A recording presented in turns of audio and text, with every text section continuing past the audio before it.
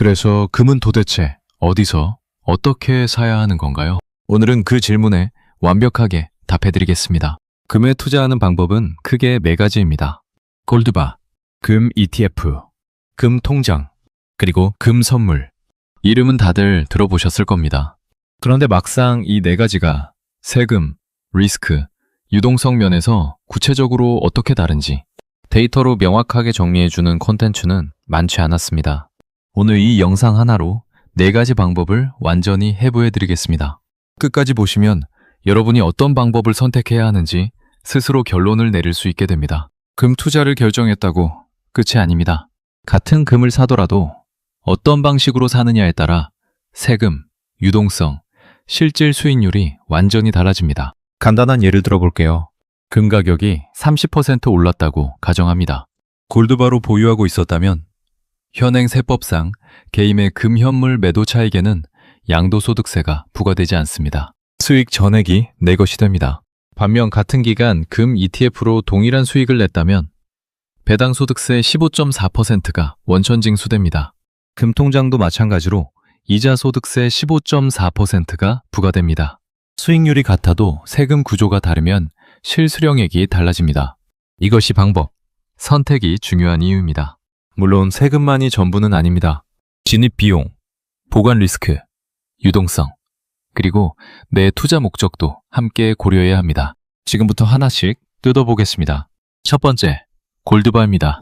말 그대로 실물 금을 직접 구매해 보유하는 방식입니다. 한국조폐공사, 은행 귀금속 창구, 한국금거래소 등에서 구매할 수 있고 단위는 10g부터 1kg까지 다양합니다. 순도 99.99% 제품이 기준입니다. 장점부터 보겠습니다. 첫째, 실물 보유입니다. 금융 시스템이 무너져도 내 손에 쥔 금은 사라지지 않습니다. 지난 영상에서 이야기한 시스템 리스크 방어에 가장 충실한 방법입니다. 둘째, 세금 구조입니다. 현행 세법상 개인이 금 현물을 매도해도 양도소득세가 부과되지 않습니다.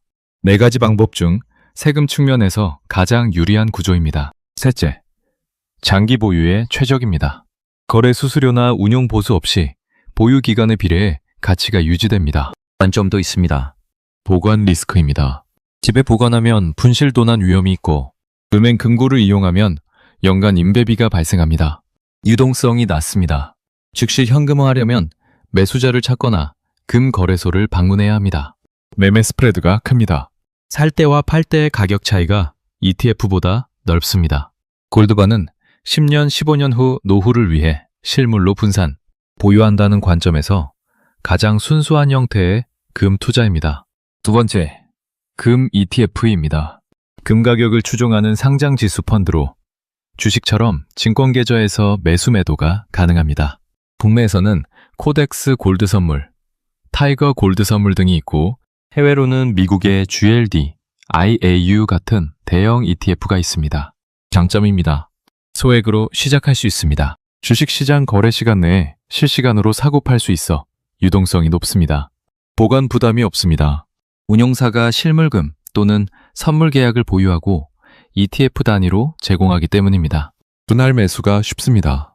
매월 일정 금액을 ETF로 매수하면 지난 영상에서 말씀드린 분할 매수 전략을 손쉽게 실행할 수 있습니다. 주의할 점입니다. 세금 구조입니다. 국내 금 ETF의 매매 차익은 배당 소득세 15.4%가 부과됩니다. 연간 금융소득이 2천만 원을 초과하면 종합과세 대상이 됩니다. 추적 오차입니다. ETF가 실제 금 가격을 완전히 따라가지 못하는 경우가 있습니다. 특히 선물 기반 ETF는 롤오버 비용이 발생한다는 점을 알고 계셔야 합니다. 금 ETF는 분산 포트폴리오 안에서 금 비중을 유연하게 조절하고 싶은 투자자에게 가장 현실적인 선택입니다. 세 번째, 금 통장입니다. 은행에서 계좌를 개설하고 원하는 금액만큼 금을 적립하는 방식입니다. KB국민은행의 골드뱅킹, 신한은행의 골드리슈 등이 대표적입니다. 1원 단위부터 매수가 가능합니다.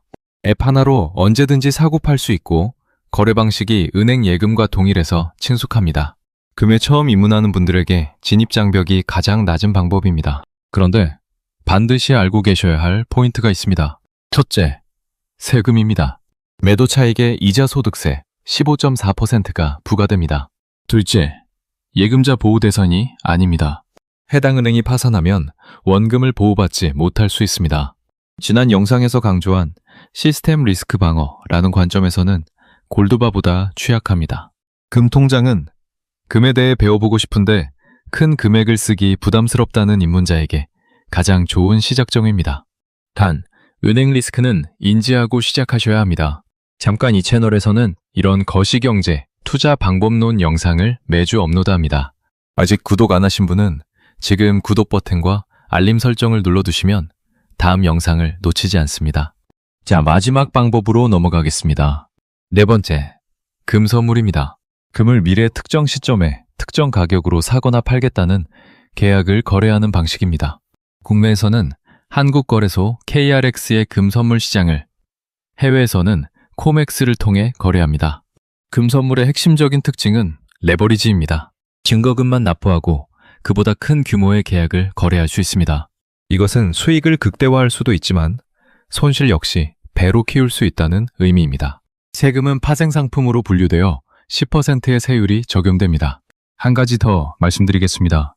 금 선물은 만기가 있습니다. 계약이 만료되면 다음 계약으로 갱신해야 하는데 이 과정에서 롤오버 비용이 발생합니다. 장기 보유 수단으로는 적합하지 않은 이유입니다. 금 선물은 단기 가격 변동을 적극적으로 활용하는 숙련된 트레이더에게 적합한 수단입니다. 자산 보호를 목적으로 한다면 이 방법은 권장하지 않습니다. 지금까지 4가지 방법을 살펴봤습니다. 이제 한눈에 비교해 보겠습니다. 세금 구조부터 보면 이렇습니다. 골드바는 양도소득세 0%, 금 ETF와 금 통장은 배당이자 소득세 15.4%, 금 선물은 파생상품세 10%입니다. 유동성은 선물과 ETF가 높고 골드바가 낮습니다. 실물 수령은 골드바만 가능합니다. 리스크 측면에서 보면 골드바는 분실 도난, ETF는 추적 오차, 금 통장은 은행 파산 리스크, 금 선물은 레버리지로 인한 손실 확대가 각각의 핵심 리스크입니다. 그렇다면 어떻게 조합하는 것이 좋을까요? 처음 금에 입문하는 분이라면 금 통장으로 소액 시작 후 ETF로 이전하는 단계적 접근을 권장합니다. 장기적으로 자산의 일부를 실물로 보유하고 싶다면 골드바를 일정 비율 편입하는 것이 시스템 리스크 방어 관점에서 의미가 있습니다. 금 선물은 투자 경험이 충분하고 단기 포지션 운용에 익숙한 분이 아니라면 지금 단계에서 접근하지 않는 것을 권장합니다. 오늘 핵심을 한 문장으로 정리하겠습니다. 금을 사느냐 마느냐가 중요한 것처럼 어떤 방법으로 사느냐도 그만큼 중요합니다. 내 투자 목적과 기간에 맞는 방법을 선택해야 합니다. 지난 영상에서 말씀드린 것처럼 전체 자산의 1020%를 귀금속에 배분하되 그 안에서 골드바와 ETF를 병행하는 방식이 방어와 유동성을 동시에 확보하는 균형 잡힌 구성입니다. 오늘 영상이 도움이 되셨다면 좋아요와 구독 버튼을 눌러주세요. 그리고 댓글로 이 질문에 답해주세요. 4가지 방법 중 여러분은 어떤 방법을 선택하셨나요? 아직 결정 못하신 분은 어떤 부분이 가장 고민되시나요? 다음 에피소드 5에서는 은 직접 투자 방법을 같은 방식으로 완전 해보여드리겠습니다. 알림 설정 꼭 해두세요. 긴 시간 끝까지 함께 해주셔서 감사합니다.